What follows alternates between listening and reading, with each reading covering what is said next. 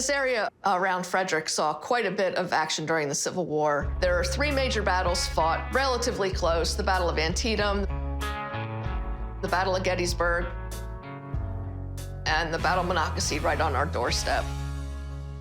The Battle of Antietam was the bloodiest day in American history. There were over 23,000 casualties. The majority of the wounded from Antietam passed through Frederick, so the population of the town almost doubled. And almost all of the public buildings in town were taken over for hospitals.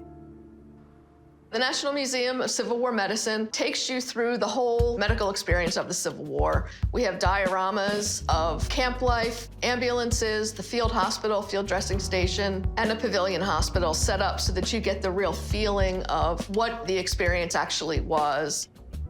We have the only known surviving surgeon's tent from the Civil War. It's a canvas wall tent, belonged to Surgeon John Wiley, and he used this as his living quarters. And in the morning, anybody who felt sick would come and report to him for surgeon's call, and then he would give them medicine if needed.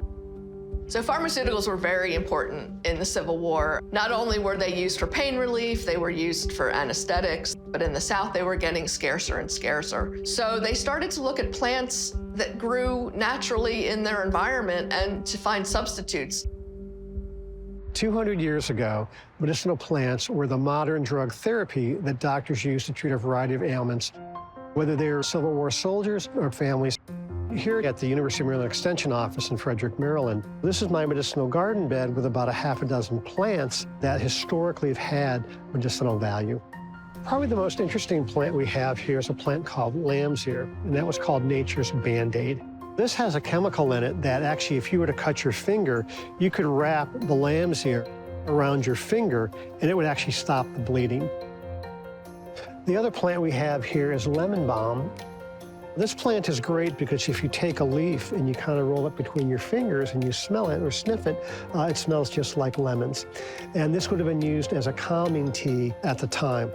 The other plant we have here is a plant called sedum. It's a big, thick green leaf plant used for its immune-boosting properties. Modern-day medicine started 200 years ago. And the plants we've been using really form the basis for a lot of the drugs we use today.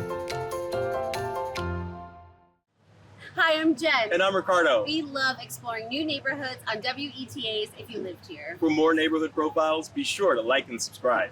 Thanks for watching.